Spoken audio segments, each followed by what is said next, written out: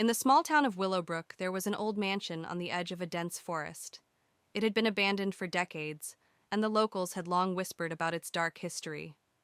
No one dared to go near it, but some claimed they could hear faint whispers carried by the wind on certain nights, especially when the moon was full. One cold autumn evening, a young woman named Clara moved to Willowbrook.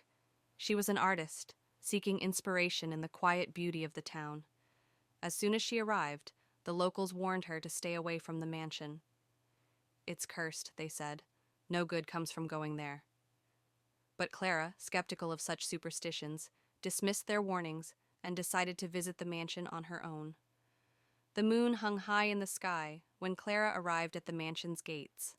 The rusted iron creaked as she pushed them open, the sound cutting through the still night.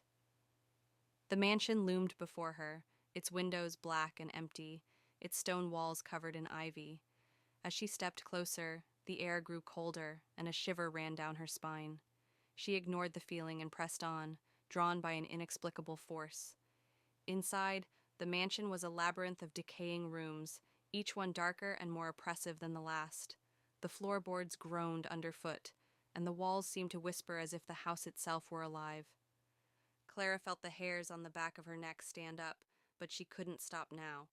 She was determined to find the source of the strange allure. As she wandered deeper into the mansion, she came across an old portrait hanging in a dimly lit hallway. It depicted a family, but the faces were twisted in grotesque, unnatural ways, their eyes hollow and staring straight at Clara. Something about the eyes unsettled her, but she quickly moved on.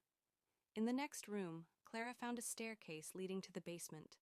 The air grew thick, and a sense of dread washed over her as she descended. The basement was damp and filled with shadows that seemed to shift and move. Her flashlight flickered as she reached the bottom, revealing a door at the far end of the room. Like and follow for part 2.